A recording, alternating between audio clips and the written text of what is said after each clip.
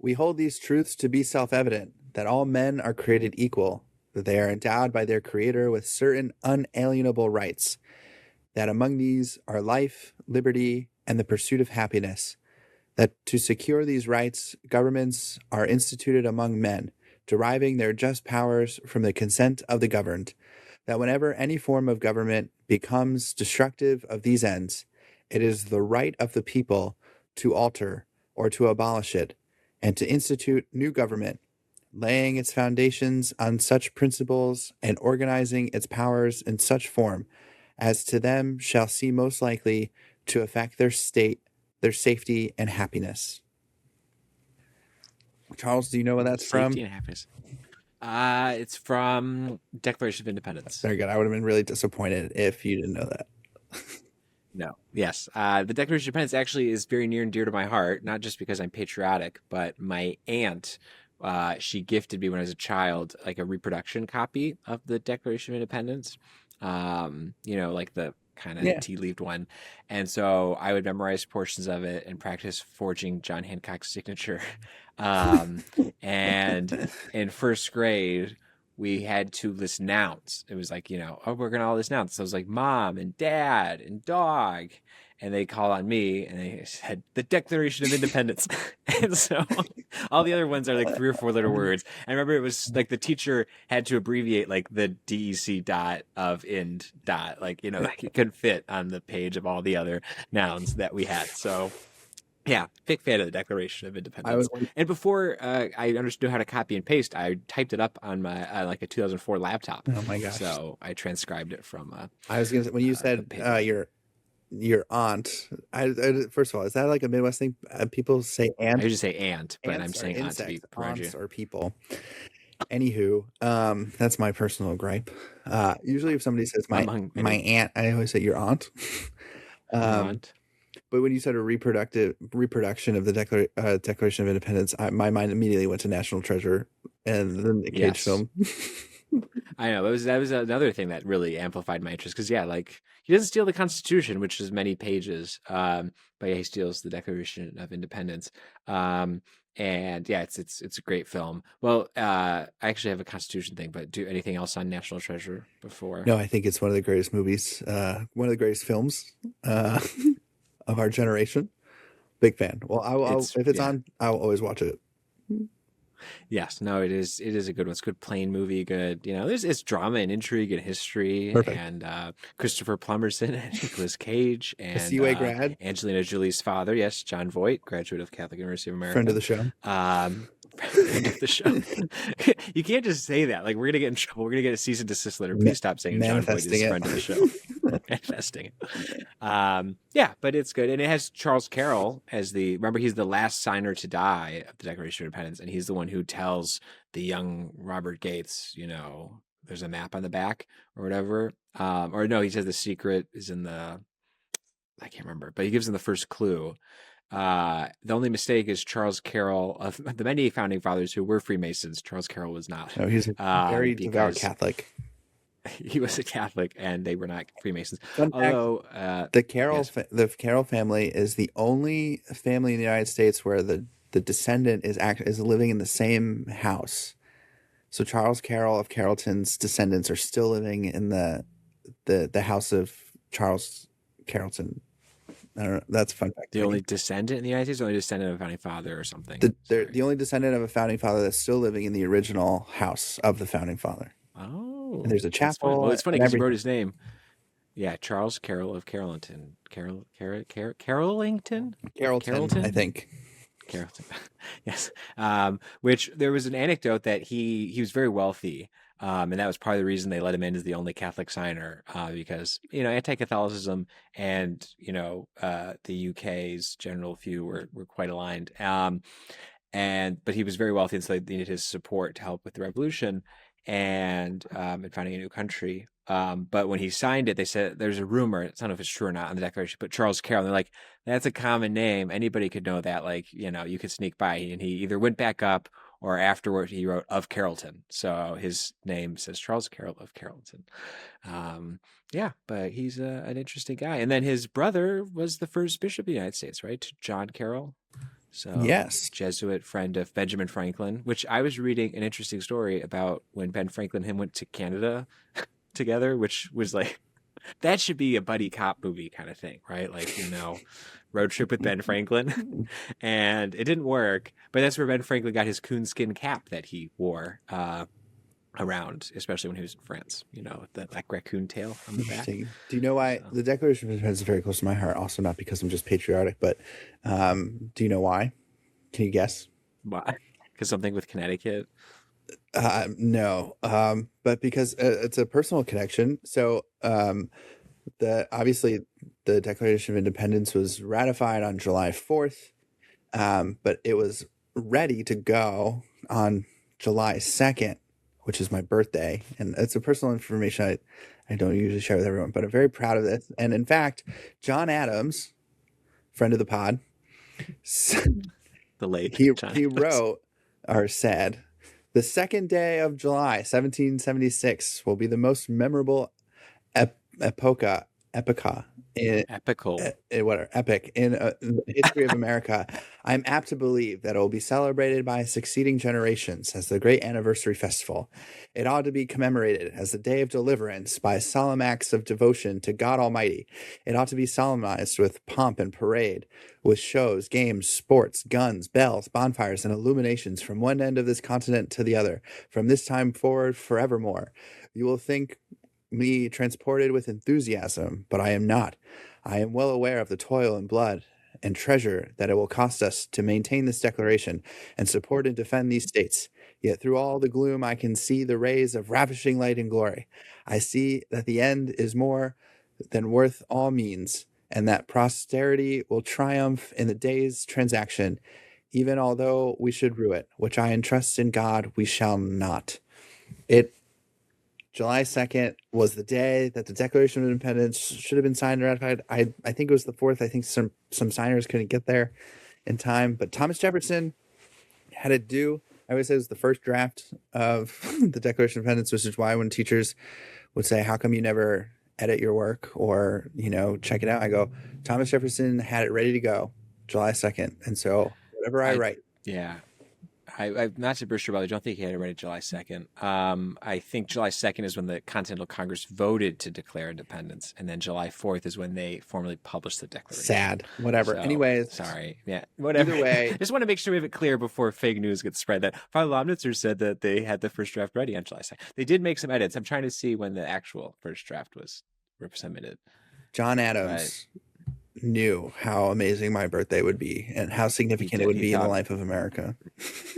and lo and behold, we still July 2nd. At least it wasn't July 1st because we compete with Canada Day, right? So, It doesn't even cross my mind. The the but growing up, it was always we're gonna go see the fireworks, and it was like that's what we would do for my birthday. And so me in that America, probably enforces your megalomania that you are expecting national observances for your birthday. You're like the king, right? Like king's birthday, queen's birthday. my due date was That's July the 4th. I idea. was just so excited to live in the land of the free. You That's said no. John Adams said July 2nd. that's the Creed quote Do from you? The Office. I already won the lottery. I live in the US of A, baby. As more use, yes, yes. But well, my family started because he begins with acts of devotion, and we go to mass on July 4th. We used to growing up in the morning. That was kind of a nice patriotic thing. Well, And isn't yeah, go for it. you're not a fan. Well, there's special rules on a national because like most countries have what's called like a national day or a national holiday. For us, it's July 4th, but for others, it's when they were started or something. Like Bermuda, it was Bermuda's May, the last fourth Friday of May, traditionally when you can go in the water and wear shorts Mhm. in public. Can you hear the bagpipes outside my window, or is it just me? I think you're slowly going insane, Father. I hear no bagpipes. I'm sorry. There's a wedding going on. I guess it's getting started, and obviously I'm not doing the wedding, but I can hear the bagpipes. So I'm sorry if I'm distracted. But no, yes, there's a proper actually in the Roman Missal. There's a proper feast or mass setting for July 4th. My you know how I am with music in the mass, and sometimes I have policies that are not always very popular, and one of them is that we do not sing "God Bless America" in church. Why not? it's not a sacred hymn. It's religious music. It was written by a Jewish American. It's very Frequently. beautiful. I love God Bless America, Wasn't the Bible but written by Jewish people too? So I, I think they were Christian within the time that they were written. Remember, it wasn't until much later after Christ. So half the Bible, but so yeah, so we don't sing God because one time we did it, and it was like a post communion hymn, and my joke was, all of a sudden I just wanted a hot dog. It felt like the seventh inning stretch. yeah, but I think we sing because America the Beautiful is also in a lot of hymnals. Maybe it's God Bless America the America, Beautiful, I is a good hymn, but there's also like Faith of Our Fathers. which is Um, about British persecution of Catholics in Ireland, I believe. yeah, Yeah, and then there's also God who's Almighty or something like that. God whose Bum, strong whose arm bum, is bum, strong to bum. save. Yeah. Yeah, yeah, Dun yeah. dun dun dun dun. It's very fun on the organ, those little trumpet Yeah. tunes. But But see, I anyway, think we used to do as a closing hymn because like mass is ended, and then we could get away with it then. But that wouldn't fly in your world. well, the recessional hymn is not in the general instruction of the Roman Missal, but we're not here to talk about my personal liturgical gripes. Maybe So that would if be you a whole requested, psychological profile that we have to unpack one we day. could spend more than an hour on that. But we're here to talk about someone who had a great influence on the Declaration of Independence, but was long dead. um, it's it's an English philosopher that everyone knows that they don't know, John Locke. Yes, and we got this on lock. Boom. That's a terrible pun. Not your best one. And I think the more you find it unamusing, is in my verdict, like that's the better the pun. Like, I guess it's Locke with an E. which thank goodness that easy. Otherwise, I just say John Locke instead of John Locke. So yes, John Locke was required reading at the Catholic University of America in our first year experience classes. So we still have our philosophical books from him. Mine's marked up. I don't know if yours is. I don't know, I don't but really believe in he's. writing in books, but that's yeah. So I always say John Locke is a philosopher that, like, yeah, Americans embody so much of his philosophy without kind of knowing the influence. But this section that we started off the show with, that we read from the Declaration of Independence, is pretty much like a great summary of John Locke's philosophy. And so, who is this guy, John Locke? Well, he was a 17th century English philosopher, and I think it's very important to know like the context in which he was writing. Charles, do you know what was going on in Britain in the 17th century? there's a lot going on in the 17th century in Britain. What do you want me to narrow it down to? Like On the Isle, on the in British Isles. British Isles. Well, there's some controversy with like James II, right? And that Yeah, whole there's a civil war, but yes, no, there was the whole Cromwell revolution, right? the The British Civil War, which ended with the execution of the king and the institution of a republic. yes, I think it was called yes with Oliver Cromwell, the Roundheads versus the Royalists, right? And he was head of the Commonwealth of England. Yeah, they executed Charles I in 1649. And Charles I, did he convert to Catholicism? That's a whole other rabbit hole we could get down sometime. I don't know, but is that scene from the movie where he tries to go into Parliament? Do you know what I'm talking about? That narrows down I to a don't lot know of what movie movies. that is. The one with Alec Guinness, aka Obi-Wan Kenobi, as King Charles. I think so, right? And he tries to get into Parliament, and they're like, "The king shall not enter." Yes, it was interesting watching that movie, Cromwell, a 1970 movie film, because I watched it and I did not like Cromwell. I was a big fan of Alec Guinness personally, as well as professionally. I think, yeah. But then I was like, wait a minute, how do I reconcile this with the American founding? I think there's some nuances between the two. Um, but yes, the Charles I was a big fan of absolutism, and also I think there were some practical affinities that he was very pro-Catholic, and that was not regarded well among some of the more fundamentalist Protestant sects within England. And he tried to. There's a whole debate over the king's supremacy over Parliament, and started a civil war, and Charles I got beheaded. So, but unlike the French Revolution, their republic only was around for until Oliver Cromwell died, and then his son took over, which also doesn't seem very much about Republican ideals, small r Republican, like, because it's hereditary effectively. And then James came back and reestablished the kingdom. Does that sound right, Father Lanitzer? Is that what you meant me to talk about? When you asked about Yeah, what happened in the I'm 17th century, I wasn't ready. I was had to, and I was going to talk about the English Civil War. So, I'm proud of you.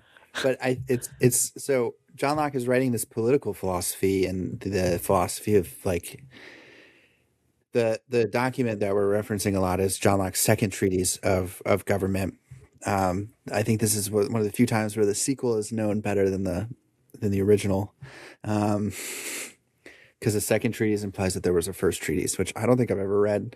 Uh, but it's important to know. I think that in the context of this, he's kind of pro what the Civil War is doing, getting rid of the kind of the sense of an absolute monarch, um, and so that is the context, right? Rebelling against tyranny, which will be one of the main reasons for justifying the revolution. I have a sticker that I got to put in my big Yeti cooler, and it's a picture of George Washington wearing aviators, and it says, "It's only treason if you lose," which I don't know if he actually said it, but I mean, that was what was at risk with the Revolutionary War, right?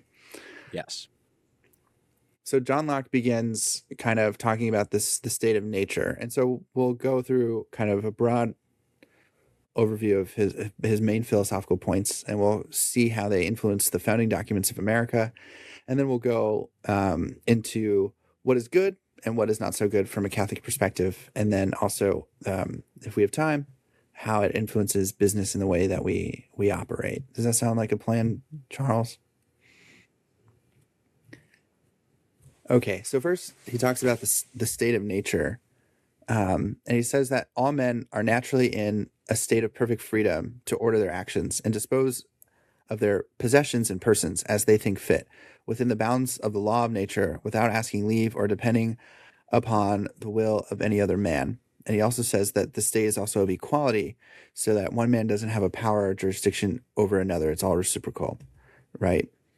Um, and so this idea of the state of nature is something that is very important. But he says that men are rational, capable of cooperation, and naturally equal, and that they have. So the big thing is that human rights exist before the government. Rights.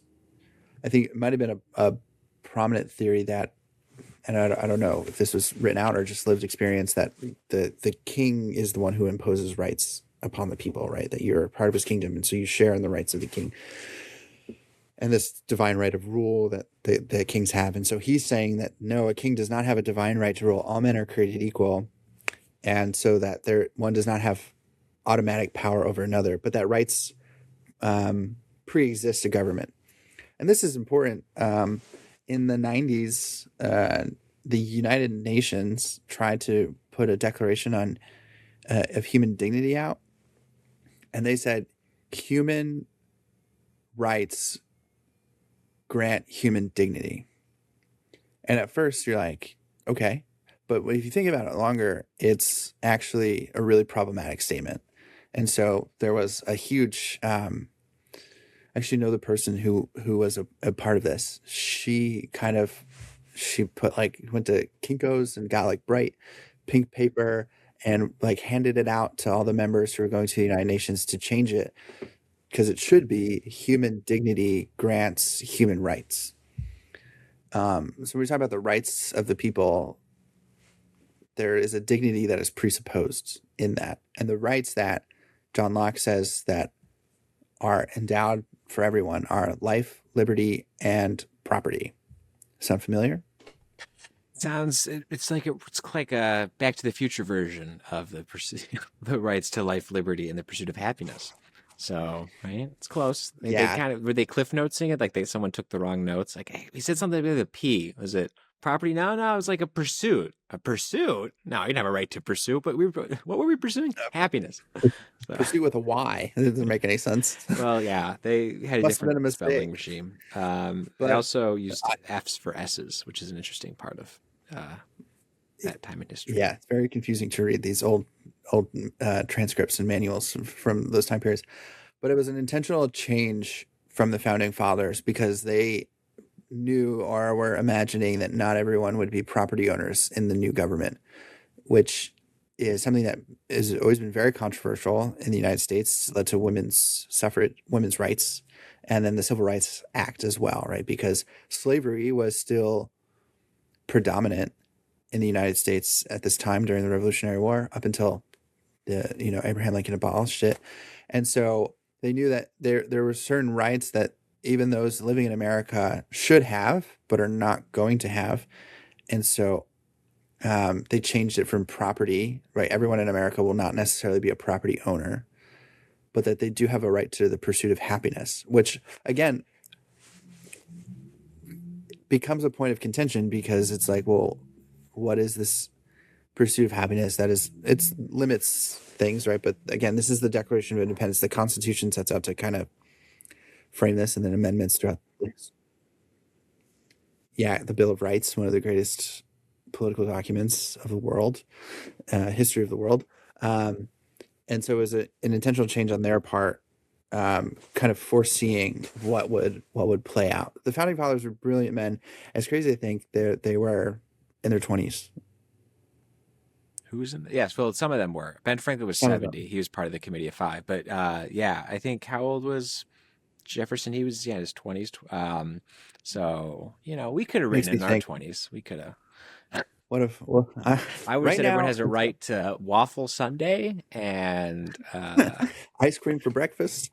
Uh, I'm still in my 20s now, so I have like 1 month left, or a few months, write your weeks. declaration and see how it stacks up. I was just saying these natural rights are a big part of where he begins his philosophy, the foundational principles, I would say. Yeah, no, I think it's helpful because rights is like I think rights is a complicated word because it means many things to many people. Like you can say like you have a right to lots of things, but do you actually like there's I think variations of rights. There's um yeah, the rights for dignity. Like everyone has a right to um it gets tricky because like what is a right, Father? How about I ask you that? In the Catholic sense, what would we say is a right?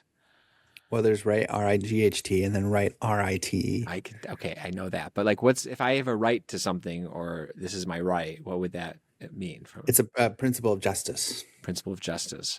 Yeah, because I think, like, I remember hearing from Dr. Ryan Anderson, who's an expert on natural law and other things, who talks about how rights shouldn't cost anything, right? Because I think now it's like I have a right to, tennis shoes. It's like, well, or sneakers. It's like yeah, it's good for you to have shoes and sneakers, um, but it's a right. It might fall under the right of property rights. It's unjust to be deprived of their clothing. But it's like I think some people convolute it too much. Like we can just say we have a right to everything. You have a right to the internet. You have a right to a safe space. You have a right to all these different things. And I think parsing it, because also there's a duty, right? And I think rights and duties go on the same coin. And there was, I can't pull up my phone because it's being used as a camera, but there was a really good clip. I don't believe our democracy long range is going to work and unless there's an attitude in our society, and particularly among our young, that they have an obligation of service. Now, a principle of democracy is for every right there is a duty. For every right of citizenship, there's a duty of citizenship. Now, we inherited this principle from the British, and the British, I believe, inherited it from Roman law. Now, it seems to me that in the last decade, we have put inordinate attention on rights of citizenship. Rights, rights, rights. And in the process, we have neglected duties of citizenship. So rights and duties, right? I think, sorry to get sidetracked on rights, but I just remember this being a pet peeve of some of my professors. And does Locke have anything to say about the duties of citizenship under that? Or how would, if he doesn't, what would you say is like a Catholic understanding of our duties? Yeah, it's a fair question, and I think this is one of the criticisms of Locke, right, where he talks about the natural law and the rights that people have. But he says everyone, as he is bound to preserve himself and not quit his station willfully, So by the like reason, when his own preservation comes not in competition, ought he, as much as he can, to preserve the rest of mankind, and may not, unless it be to do justice on an offender, take away or impair the life of what tends to the preservation of the life, the liberty, health, limb, or goods of another. So his whole thing about right, like this natural right that we have to life, liberty, and the pursuit of happiness, it comes with a kind of it's almost like a self-turned right, and a self-turned right, it's a right turned in on itself, as in it's for preservation. The right is for the preservation of my things, and unless for a just cause, I cannot infringe upon the other trying to preserve his things. And this is where he goes into like how war comes about, right? When our natural rights become in conflict. And so it's not so much, so for him, freedom is a protection from interference, where freedom in a Catholic sense is towards the common good, right? We have a freedom for excellence, right? A freedom to choose the good. An abuse of the freedom would be to do the opposite. And so Locke's duty is to not interfere with to not allow things to interfere with me, and then to the best of my ability to not interfere upon the rights of others. Whereas a Catholic understanding is I have my right to life is also a duty to preserve all life. If that makes sense. Yeah, it does. So I always like to explain that like the spectrum, and at least the American context, and correct me if this is wrong, is that like the church is the ceiling and the government's the floor. Is that a way to think about it? And like the government sort of says, here's a standard which you can't pass. Like, we'll say murder is wrong, right? So you can't go around killing people, right? Mm-hmm. But at the same time, we're not going to say it's really virtuous for you to volunteer to soup kitchen. So therefore, this is your state mandated when you go to a soup kitchen, right? It's like, well, that's good to go to a soup kitchen, but we're not compelling virtue. We're prohibiting vice, which therefore enables you to pursue virtue in a free manner, right? Because obviously there's different skills, different applications, different nuances, and so I think at least that clip for me focuses on the duties, because we have a duty to our state, right, as patriotic citizens to serve, and I'm sure he's talking about in the context of the Vietnam War, which obviously is a complicated situation, but there's that duty of service and of people who serve our country, right, in the armed forces, which is something we always think about, right, around these holidays. But there's other ways too. There's the civil service, right, where people work in the government to help others. But I think also there's the duty in the church, right? There's people who, like, Father Elam, you're fulfilling a duty. The church needs priests, and taking up the call to do that. And so recognize that while we have a lot of rights and privileges, that we also have duties and obligations to help preserve those rights, and it's not freedom, right? Like John Paul said, freedom is not doing what we want, but having the right to do what we ought, right? And being able to execute on that. Yeah, where it's not freedom from, but freedom for. That's the way I was told to memorize it for my moral theology final. And to that point, right, John Locke's idea of freedom is more like I can do what I want, which is very much the American understanding of freedom. The general kind of my favorite joke is, "Are you free tonight?" "I'm free every night. I'm an American."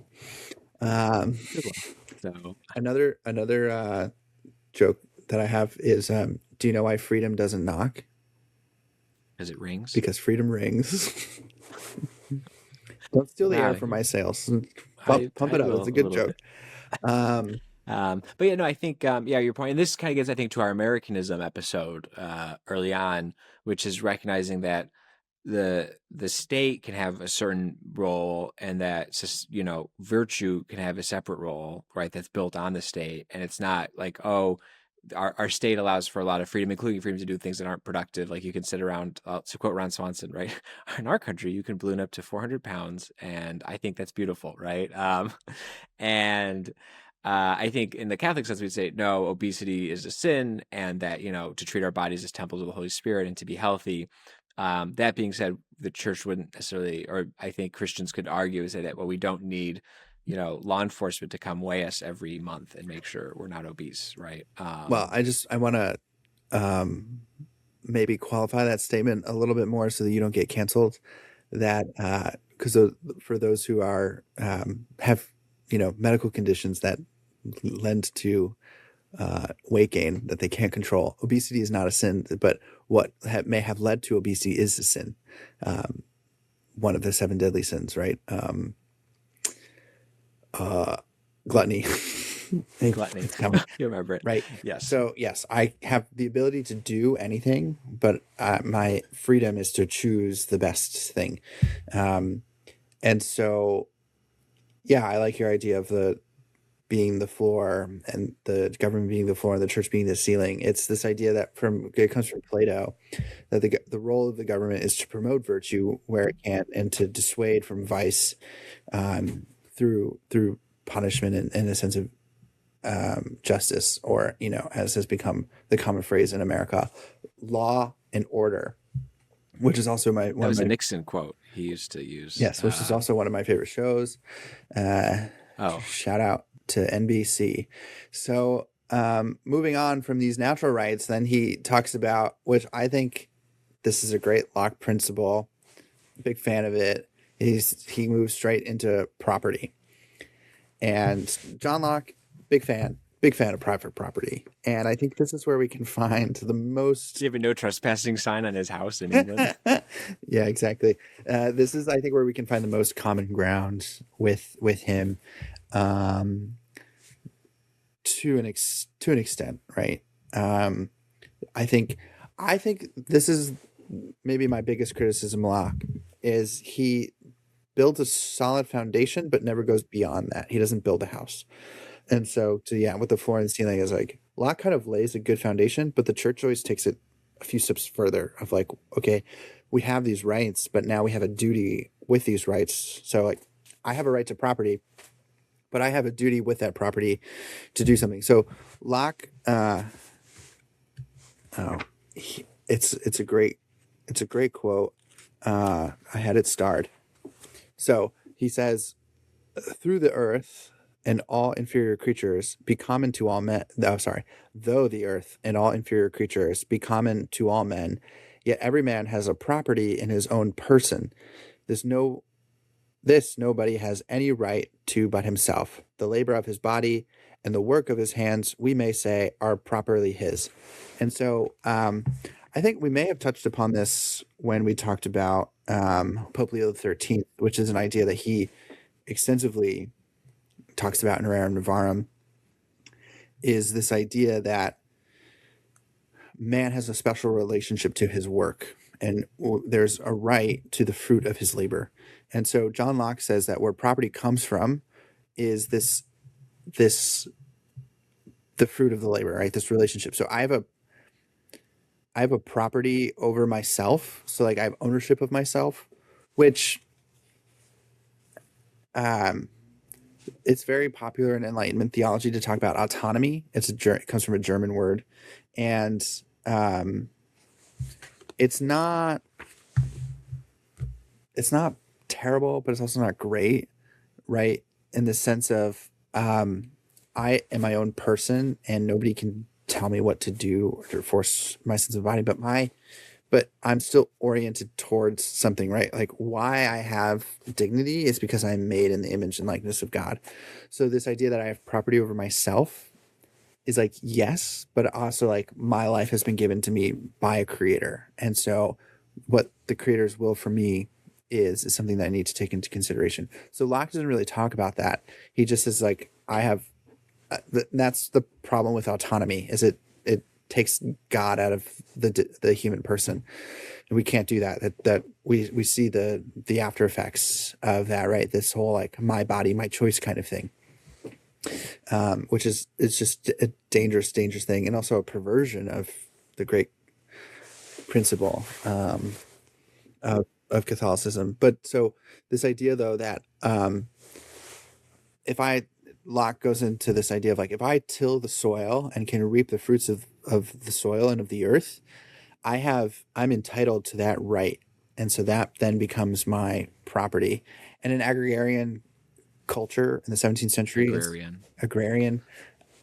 But yeah, I guess in an aquarium culture in Atlantis. In the farming life, that makes a lot of sense, right? Because that's how that most people live. Now I guess it's like mining metals and such of the earth for Rare batteries earth minerals for batteries and chips and microchips. stuff. Maybe someone can claim that right. But so Locke is a big fan of private property. We love private property. It is intrinsically tied to the man's relationship to work. And I think I touched upon where he kind of falls short. So, but we do like private Yeah. property. Well, yeah, because I just pulled up the quote here from our good friend Leo the 13th, who says, it is lawful, says Thomas Aquinas, for a man to hold private property, and it is also necessary for the carrying on of human existence. But if the man be asked, how must one's possessions be used, the church replies without hesitation in the words of the same holy doctor, men should not consider his material possessions as his own, but as common to all, so as to share them without hesitation when others are in need. Whence the apostle with command the rich of this world to offer with no stint to apportion largely. True, no one is commanded to distribute to others that which is required for his own needs and those of his household, nor even to give away that is reasonably required to keep up becomingly his condition in life. For no one ought to live other than becomingly. I want to live becomingly. But when the necessity demands has been supplied and one standing fairly taken thought for, it becomes a duty to give to the indigent out of whatever remains over. Of that which remaineth, give alms. It is a duty not of justice, save in extreme cases, but of Christian charity, a duty not enforced by human law, but the laws and judgments of men must yield place to the laws and judgment of Christ and the true God, who in many ways urges on his followers the practice of almsgiving. And then he goes on about that. But I think that's kind of fits in with Locke, right? Because he specifically says it's not the duty of human law, right? So human law is not supposed to compel you to be generous, right? But that's the moral law the church puts forth. It says, hey, you can have enough property to support your livelihood and your state in life, but beyond that, you should be using it for the care and concern of others. And so I think Locke kind of talks more about you have a right to the private property, which Thomas Aquinas and the 13th hold, and obviously the church holds. But as far as the use of it, Locke's like, not going to say, right? That's up to you guys. You do what you want with your property. And that sort of tracks, as he says, human law, right, does not enforce that. And so therefore, a Lockean-based economy or principles like our government is founded upon would not necessarily be overly contradictory. Yeah, yes and no. I think, again, this is like where Locke kind of starts off something and then the church kind of finishes it. And so the idea that like I don't have a right for my property to be infringed upon, and like kind of it's like absolute property understanding, whereas Catholicism, it's this idea of like I have my ownership of property carries certain social obligations, right? And so I think they end up getting to the same conclusion, but in different ways. And then again, I think the church takes the baton and runs it a little bit further, if that makes sense. So it's not that like Locke's principle is inherently wrong or in contradiction with the church, but it's incomplete. Please. You're so charitable, Father Lomnitzer. So again, yes. for Locke, it's always about like I have this right and it can't be infringed upon, right? You can't get in the way of my owning of property. And the church would agree with that. But then they say once you have property, there's a duty and an obligation to use that property for the common good. No, that makes sense. And so it's kind of like improv, right? You never say no, you say yes and, right? And so like Locke teases up. But at the same time, I think the church does not say, oh, John Locke has given us a foundation, now we're going to build on it. I think it's the church has principles and beliefs. And Locke is a political philosopher, right? And so his ideas are how a state should be constructed and what are the rights and duties of government and people in relation to that. The church touches on all aspects of human life because God is involved on all aspects of life, right? And so it can say, all right, well, yes, if these Lockean principles hold, however, you also have to remember these points. And so, yeah, I think that's a good way to kind of parse the two. Because I think if you say Locke and no more, then it's not really a full thriving existence. At the same time, if we don't have Locke, right? I think there's been a lot of innovation recognized from governments modeled on this behavior, particularly in the English-speaking world, where a lot of human prosperity and flourishing has happened, and a lot of religion has flourished. So kind of being able to parse the two.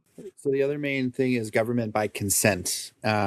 This is where he talks about the beginning of political philosophy. So he says, men being, as has been said, by nature all free, equal, and independent, no one can put out of his estate and be subjected to the political power of another without his own consent.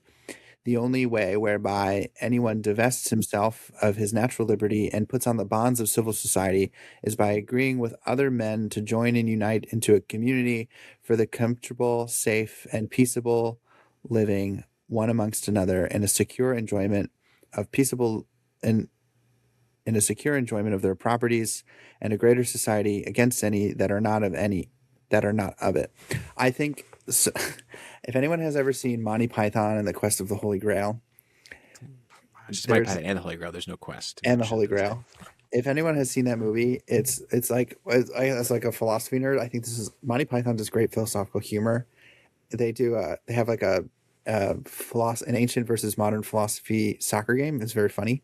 But in this movie, it's a quote where King Arthur is prancing through the towns and someone says said to him, like, who are you? And he goes, I'm your king. So, king, I didn't vote for you. He goes, you don't vote for your king. It was like, well, then who made you the ruler of us? And he goes, it was the oracle or something. Then the sword Excalibur. Yeah. Yes. It's like, some lady of a lake. That doesn't seem like a great reason to have you as the ruler. Like, why? And then it's like, no, we live in a common, like, a semi-autonomous collective where we each take turns being head of state for 2 weeks. And yeah, and they go. Yes. And that's it's a great scene. And it encapsulates a lot of Enlightenment philosophy as well. It's just like good political philosophy. And it's this idea though, too, of like, again, he's fighting against absolute monarchy and this divine right of kings, which Aquinas is all very for. And when everyone asks my political leaning, I always tell them I'm a monarchist. Christ is king overall, which is a cop-out a little bit. But this idea that the only way that you can rule over me is if I give you the ability to rule over me. And in order to do that, I have to give up certain rights. I have to concede certain things in order to have this collective in this community. And so that's this idea of we all have to consent to the form of government, the form of rule, if that makes sense. Yeah, no, I think like the social contract, right? Yeah, that's Locke. Yeah. That's Locke, right? Which I don't remember signing a contract. I didn't see a lady of the lake handing out swords. And so, but yeah, no, I think it's an approach because yes, all authority ultimately comes from God. I think that's the church's stance. It is the church's stance. And so I think Aquinas with the church embracing monarchy in the medieval period made sense because the power came from God to the monarch over the people, and also at the same time God presides over the people and their authority and through elections and representative government. Right. At the same time, it's all of our power comes from God. Otherwise, we would not have free will. Right. But He's given us the free will to choose good and to choose bad, and to do good and to do bad. And so recognizing that we have that responsibility with our freedom. And so I think, yeah, Locke's point though is that the consent of the government should be very explicit. And I think this gets to what the founders and the Parliament, right? Like, so Parliament comes from the King's Council in England, and it was like a small group of feudal lords, hence the House of Lords. And then there's also the House of the Commons, which represents the ordinary folk out in the fields, and it evolved over time from you needed the implicit support of the barons to carry out your war, your campaigns, because they were actually governing their baroncies and things, to now you need the consent of the House of Commons and the elected representatives of the people. And so, yeah, I think the consent of the governed is a big part because in the Declaration of Independence, there's a lot of redress against the king, right? It's kind of like a interesting breakup letter. It's like these are the things you did wrong. And they talk about all these things. that he was not allowed to do, or he was not allowing them to do, and there were these issues, and was, not giving his assent to laws which were passed by parliaments, and was really kind of infringing on their ability to contract with their government, through King George III. Um, and I know some people are like, well, it was Parliament's fault. It's like, yeah, but George III and Parliament were both doing things that weren't great. And I think the evolution, like the king as a figurehead, is more of even more recent concept than when George III was king. He was not an absolute monarch, of course, at the time, but he definitely did not, help support our goals and ideals. But I think to your point, like, yeah, in Rerum Novarum, there's a line: both philosophy and the gospel concur in laying down that the object of the government of the state should be not the advantage of the ruler, but the benefit of those over whom he is placed. As the power to rule comes from God, and is, as it were, a participation in his, the highest of all sovereignties, it should be exercised as the power of God is exercised, with a fatherly solicitude which not only guides the whole, but reaches also individuals. So I think that's the 13th, talking about how, because there's that line in The Crown, Queen Mary of Teck, who spoke English with a German accent despite being a British queen, wrote a letter, I don't know if it's real or not, to Elizabeth II on her ascension, and says, I have seen 3 great monarchies brought down through their failure to separate personal indulgences from duty. And I think that when you have a king, it's very easy, and you have unchecked power, it's very easy for that power to become abused. And Lord Acton, who was a Catholic serving in the British Parliament, said, power corrupts and absolute power corrupts absolutely. And so recognizing that when you don't have checks on power, it can be abused. Obviously, if you have unchecked power and they're good, they're doing good things, and it's great. And so our government really recognizes the need to separate powers and to have checks and balances to prevent that natural kind of, well, I have power, I can use it to better myself, or but to always make sure that somebody can stop you from abusing it. And because it really, all the Declaration of Independence is like a hate letter towards tyranny, which I think we don't want tyranny. And so. No, not a fan. And again, that all is mainly inspired by John Locke's philosophy. So this idea too of like the dissolution of a government, which he distinguishes from the dissolution of society, which is, I think, I hope is a clear enough distinction for people. But this idea of like when a tyrant rules, and it's also the right of those who consent the government, because the government has its power from the people, that the people can withdraw that consent and start a new government, which, they say that there's a revolution every 4 years or every 2 years, right? Every election is a revolution where the people vote in particular policies or vote out particular policies or people and parties and such. And so that like is the way that this revolution kind of continues. The government has this, they're constantly campaigning, much to the annoyance, I think, of a lot of people. Right. When are you actually getting things done? But so that idea of like, we have a right to revolt, a right to revolution against the government, because we are the ones who have powers. Abraham Lincoln's famous speech, right? A government by the people, of the people, and for the people, or whatever it is. And or whatever it is. You'd be a great history teacher. By, for, and of, I think, yes, are by the people, of the people, and for the people. So, and of course, like that was a right that the South was trying to exercise in what caused the Civil War in the United States, a disagreement of law and governance, as much to many other, like the economy. The Civil War was not just a one issue war.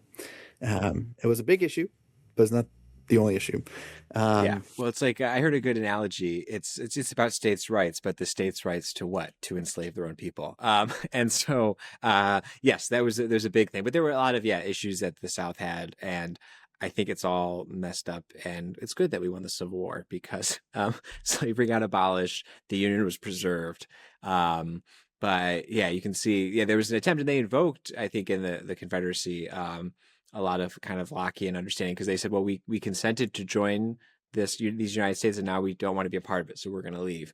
And I think it's not, and also it wasn't for tyranny, right? They kind of said, oh, you're infringing on our right to enslave people, so therefore this is tyranny. It's like, well, that's it's to stop you from doing evil is not tyranny, right? It's like, if I take away the cupcakes because you've eaten too many, that's not tyranny. You can't just say you're a tyrant, right? But if I deprive you of all food, then you maybe aren't.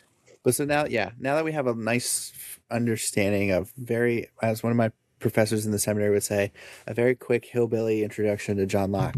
Those are the principles that we see in the Declaration of Independence, right? That equality of persons, natural rights, inalienable, as they say, endowed by their creator, government by consent, and the right to revolution against tyranny, which is like what they're basing the whole Declaration of Independence on. And then that fear of absolute authority, the fear of an absolute monarch and a tyrant, is what led to the Constitution being shaped with checks and balances, constitutional limits, and separation of power, right? The three branches of governments that we have. So definitely huge influence on the Declaration of Independence. But also, I think it's important to read the Declaration of Independence and the Constitution in tandem, because once we preserve our independence and then now we're trying to create and form the government, right? Those principles that are laid out in the Declaration of Independence have not been abandoned, but now they're being maybe codified is the right word, right? Of like being spelled out. Yeah, I always like to think if it's kind of like the engagement in the marriage, right? Because it's like the Declaration is saying, like, here's our foundational philosophy and view on what the role is of government at a very philosophical standpoint, and what are the issues that are causing us to break away from Great Britain. And then we had the Articles of Confederation, which we kind of gloss over because it didn't really work and it wasn't super efficient and all this stuff. So and then the Constitution, though, yes, builds on that and says this is how a state should operate, and these are the prerogatives. And these are the things the state cannot do. So I remember once heard that the difference between the U.S. and the Soviet Constitution, and a lot of constitutions, is that other constitutions and the Soviet Constitution are focused on the rights the state has. Like, the state can do this, the state can't do that. The state can do this, the state has the right to do that. Versus our Constitution says these are the things the state can't do. These are the restrictions on the state, right? And it's not giving us rights, it's recognizing the protection. You see that even there's different parts. There's certain amendments like that say there's rights in here that are not defined, that are held by the states, right? And that they didn't want it to be exhaustive and say your only rights you have are those that are enumerated in the Constitution. But at the same time, these are things the government cannot infringe. And the Bill of Rights, right? The first right is like freedom of speech, expression, the press, and religion, right? And it follows from Magna Carta, right? Which the Great Charter. The first right listed in Magna Carta is that the church will be free. And that's from Archbishop Robert Langdon, who was, I think, Archbishop of Canterbury or some other Anglican see or English see. He was Catholic at the time. But also, looking at Magna Carta as an example, and there's been a lot of iterations of Magna Carta over the years. But that there's certain things written down. Now, our Constitution is written down. The British Constitution is not. Parts of it are written down, which I always think written's better because, like, there it is. This is what's in it. This is what's not in it. And I got to fulfill one of my childhood dreams, which the Constitution will be amended from time to time, but they don't write like on this parchment, like we've added this amendment, added this, right? But for the first time, they took all of the actual legislation that's formally made the amendments, and they put them all in the National Archives next to the Constitution. And so I went, I was like, I'm so cool. This is, I know it's probably not cool to most people, but no, some were typewritten. One, I think the one from 1992, which was, because most amendments to our Constitution have a time horizon when they have to be ratified by, otherwise they cease being viable, which is, like a few years ago, there was an amendment proposed that finally got its ratification by however how many states it has to get, but it was past the deadline, and I think the president said it's still part of the Constitution. Like, that's not how that works. But it's funny. It's anyway. Let's talk about that later. But so the one in 1992 says that members of Congress cannot increase their compensation until an election has happened in between the two. So they can't vote themselves raises. There has to be an election then, and then the raises can take effect. and that was ratified through like a school project where they looked up unratified amendments, and so they didn't have the original one, but they like had like the archivist of the United States said like this is now part of the Constitution. So that was the kind of outlier. But yeah, we're varying. So some were handwritten, the early ones, and then they were typewritten, the more recent ones. But yeah, our Constitution I think is really it's not perfect, and there's certain things at the fringes that there's certain amendments that I find more problematic than others. Obviously, there's a lot of great things that the Constitution has done. And I think it's like, what was it Churchill said, democracy is the worst form of government except all others that have been tried. And so I kind of hold the same example that like, yeah, there's things that can be perfected, but at the I'll take the Constitution as it's written now. Thank you very much. And I'd also like to point out we're not a strict democracy. It's not in the word democracy is not anywhere in the Declaration of Independence or the Constitution. No, whenever anyone says that we're a democracy nation, a nation of democracy, I always say, can you say Pledge of Allegiance? I pledge allegiance to the United States, for which it stands, one nation. The United States flag, the United States, for which it stands. Wait, I pledge allegiance to the flag, to the republic. For which it stands. We are a democratic republic, right? So a democracy is a 1-for-1 vote. So everyone's vote, but we vote for representatives to then vote on us. It would be chaotic to try to have a 1-for-1 national vote on everything. Swiss do, but they're a much smaller country. Yes. So yeah, republic, you have representatives. So we send, senators and representatives to representative. Yes. Representative, as you would have to say. What's the old AI answer machine? Yeah. So, but no, I think it's an important thing to recognize that we are a republic with obviously very strong democratic elements in terms of how power is allotted, but also there's a lot that's held in the states, which is unique, and that's a lot because in the Declaration of Independence, they don't capitalize the U in United. It's the 13 United Capital States of Capital America, and I think because they saw themselves as sovereign states. They still, each of our states does have sovereignty over certain things that they're protecting the Constitution, but power is very much devolved. But I think it's kind of cool. So getting a little bit on economics here, if that's okay, the Declaration of Independence actually talks about some economic things. So in their list of grievances against the king, they say he has endeavored to prevent the population of these states for that purpose, obstructing the laws of naturalization of foreigners, refusing to pass others to encourage their migrations hither, and raising the conditions of new appropriations of lands. So in economics, we talk about a growing population. There's been a fear at times in history that if we have a growing population, we're going to run out of food and resources, right? And we're all going to die. And that's never happened. And that you can look up in history, like in the 1920s, they thought we were going to run out. And then we came up with, fertilizer, but commercially available fertilizer. And so the more people you have, and this is something we talked about in econ class, there's different schools. Some say there's a finite amount of resources and finite amount of people, and eventually you're going to be, the system's not going to work. Like the population cannot live forever or cannot keep growing. Versus the more innovative idea, which I tend to subscribe to, is that actually a growing population gives you more thinkers and more people and more people come up with ideas and solutions to this problem. And it's like we always have about 70 years of oil left throughout history.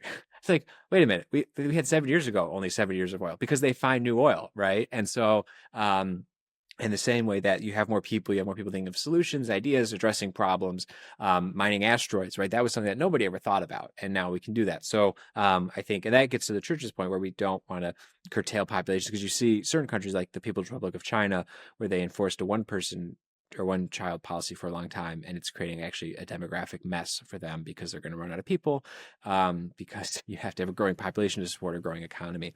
Any thoughts on that, Philemon, sir? That's true. Pope Benedict talks about it in Caritas in Veritate, which I don't know if we addressed, but this idea that like all those sociologists and people who say that like we're going to run out of resources and more people, higher populations is actually the problem, is actually totally false and has never been proven to be accurate. But more people creates more innovation. It's why a free market society is also great, because it breeds competition, breeds excellence. And so this idea of like, we actually have a lot of food that's being wasted.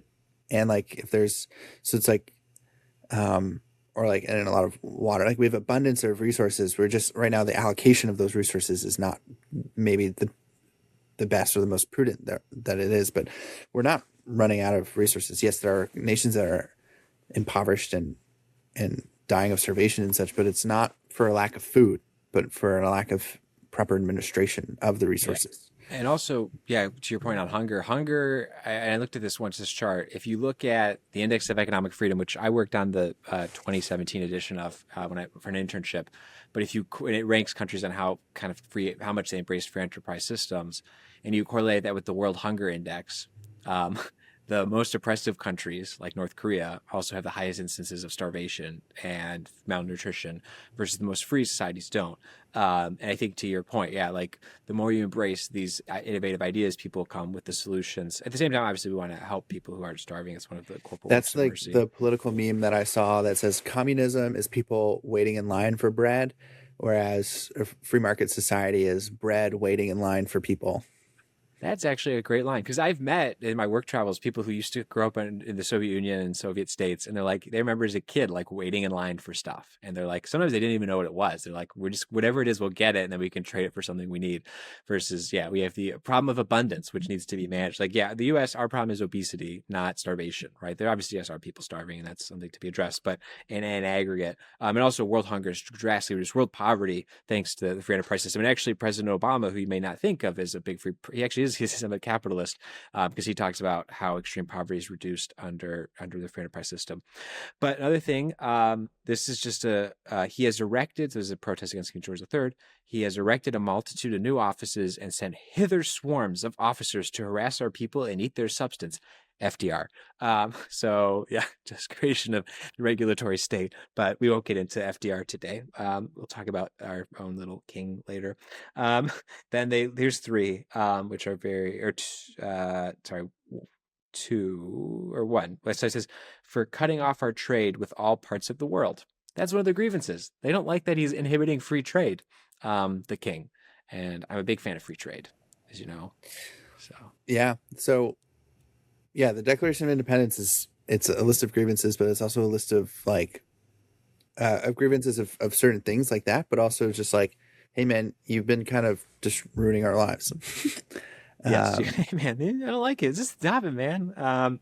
Yeah, but also at the same time, and the Speaker of the House talked about this because there was a clip on the news recently where they were talking about the National Mall. There was a rededication which celebrates in May 17th, 1776, the Continental Congress ordered a day of prayer and fasting, right, for the Revolution, and then 250 years later they did on the Mall. And the commentator was saying, "Oh, our rights don't come from." They're saying these Christians all think their rights come from God. They come from the government. Like this is this weird Christian nationalism thing. And I'm not going to park Christian nationalism another day to talk about that and the problems and issues and things with some of the issues in that movement. But the idea that our rights come from government is not in the Declaration of Independence, which establishes very clearly, right, the powers from nature's God, right, entitle them. It's what their creators, the rights that endowed by our creator.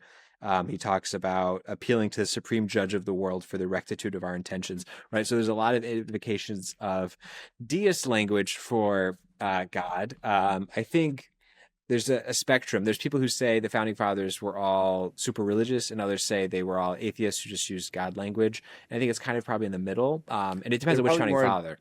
Yeah, they're probably more deists. Like a belief in a God was probably more common.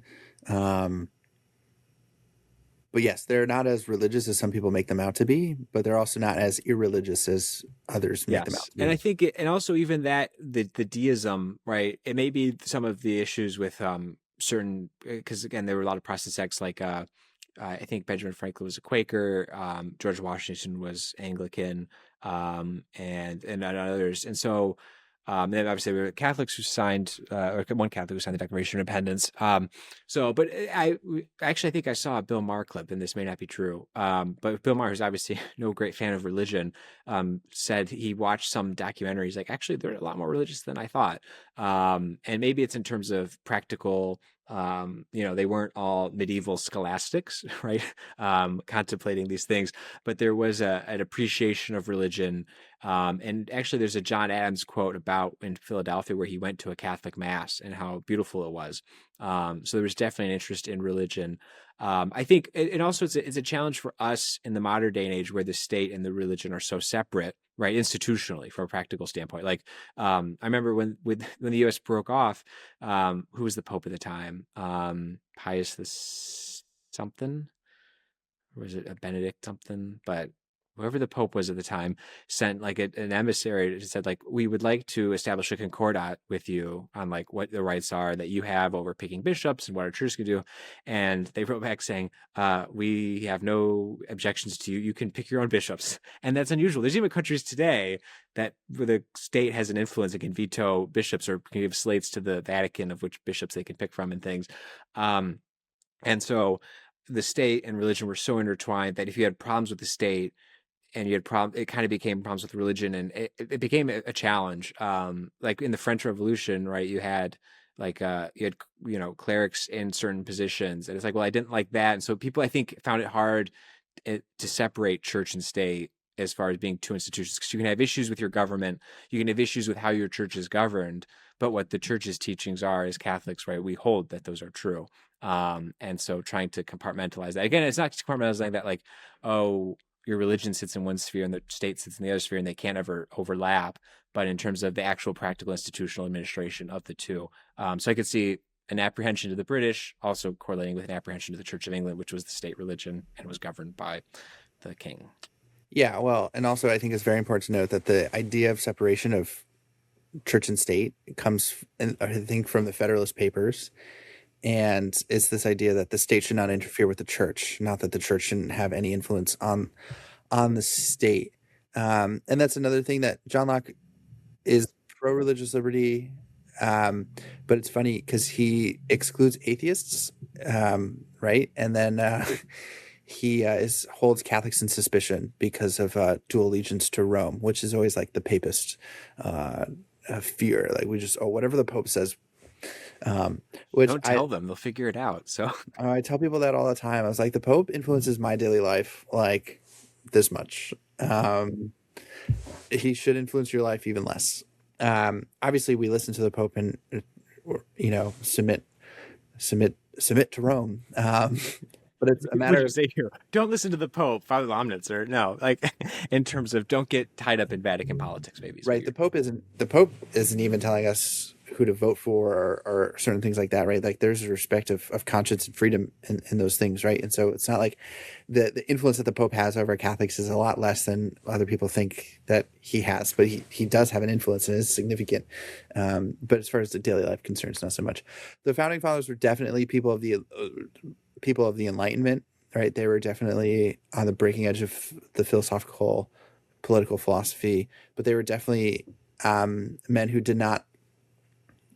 they were not atheists. They did not. There was a creator, or it was a specific Christian principle or value, which also I think leads to a lot of these things, right? Because, and again, the same thing, like our founding principles and our founding constitutions and our founding documents are not necessarily in contradiction with the church. They're a lot more open-ended, where a Catholic can be a great citizen of the United States. And we talked about this in our Americanism episode, but also, right, that this idea that like, yeah, Catholics are held in suspicion for like this idea that we have allegiance to a foreign leader in a foreign land. And like, again, that's not exactly the entire picture. So on that point, because I think, the Enlightenment, it's a lot of things happen in the Enlightenment, a lot of economic thought. So fun fact, it also was published in 1776, An Inquiry into the Wealth of Nations, which is frequently just called The Wealth of Nations. Is that the full name, or just The Wealth of Nations? I'll call it. It's got a longer name, but that was written by Adam Smith, right? Who was a part of the Scottish Enlightenment. And Edmund Burke kind of parses, was okay with the American Revolution. He's a British philosopher. He was okay with the American Revolution. He was against the French Revolution. And you're like, well, why? They were both getting rid of kings. What's the difference? And he said the American Revolution was to recover rights, right? So these were the rights that they had as Englishmen, or Englishmen and women, subjects of the king, that these were things enumerated under Magna Carta and British common law that they were saying were being abused. And therefore, we have to correct our form of government to preserve these rights, which we have from God. And then, but the French Revolution was like, burn it all down. Literally, they were just like, get rid of everything. So whenever you start messing with the calendar, I always like, that's a sign of authoritarianism. They started coming up with new calendars and new months.